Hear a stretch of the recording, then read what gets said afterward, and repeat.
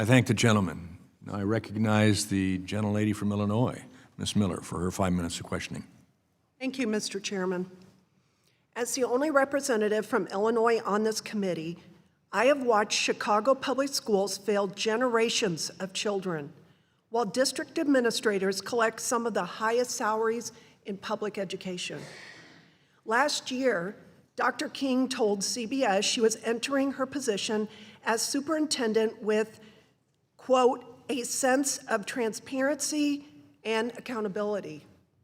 Yet this committee was forced to subpoena her testimony after repeated requests were met with vague and evasive excuses. Dr. King, transparency and accountability shouldn't require a subpoena. CPS has shown it is far more interested in sidelining parents and advancing radical gender ideology than ensuring students can read, write, and perform math at grade level. Beginning as early as first grade, Chicago students are required to take lessons on gender identity. By fifth grade, students are being instructed on puberty blockers. CPS's own, quote, supporting gender diversity toolkit encourages teachers to socially transition children at school while keeping parents in the dark. One CPS teacher lamented that it was the most unethical aspect of her career. Mr. Chairman, I ask unanimous consent to enter into the record an article dated August 23, 2021 from defendinged.org entitled Chicago Public Schools Require Teachers to Deceive Parents About Their Children's Newly Declared Gender Identities. Without objection, hearing none, it will be submitted. Thank you.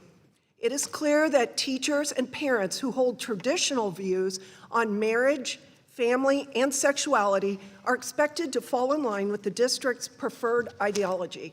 So, Dr. King, I'd like to ask you about parental rights and inappropriate content in your schools. In fact, America First Legal filed complaints with the Department of Justice and Education alleging FERPA violations. Why is CPS violating FERPA by socially transitioning children without parental knowledge or consent? I want to say first that Chicago Public Schools values parents' input, and they are critical in the success of their children. Okay, but hiding things from parents is not valuing the parents. We do not. Please answer the question. We do not hide information from parents, and I do want to say that It's in your own materials, ma'am. we follow. I understand that I do agree that parents should have access to they always have access to their students' records. And they also have the option to, they are able to talk to their teachers, administrators. We do not hide information.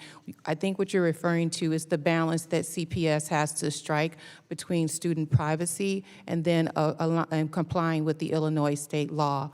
And it is our goal to always work with our students, families, and schools. We hope that those conversations are happening. Okay. This is why you're being investigated for violating FERPA. Why is CPS violating Title IX by issuing guidance that allows boys in female-only spaces? I am not aware of CPS not This is a complying with huge all. national issue. This is a bipartisan issue. Americans do not want males, boys, or men in the girls' private spaces or their athletics. President Trump issued an executive order on it. Chicago Public School is violating Title IX by issuing guidance that allows boys in female-only spaces.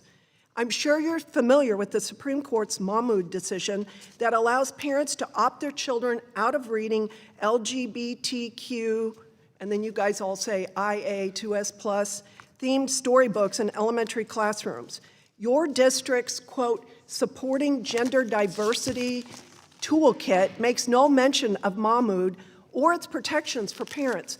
Why is CPS omitting Mahmoud in its public-facing materials? CPS is in compliance with all local, state, Yes, and but you federal are, law. for the parents, you are not, in your public-facing materials, you are not informing parents that they can opt out of these programs. And I do believe parents are unfortunately the last to know when there's creepy things done like this in the schools. These curriculums are clearly in violation of President Trump's executive order to end radical indoctrination in public schools. When will CPS come into compliance with President Trump's order and stop teaching hypersexualized curriculum? CPS is in compliance with all local, state, and binding federal law. And I do want to say that our parents, our schools are led by parents. We're the only parent governing board, local school councils, and it is at the local school It is a council. fact that you are hiding materials from the parents, and gentlelady's you're going time has to have expired. to answer for your FERPA violations. Thank you, and I yield back. The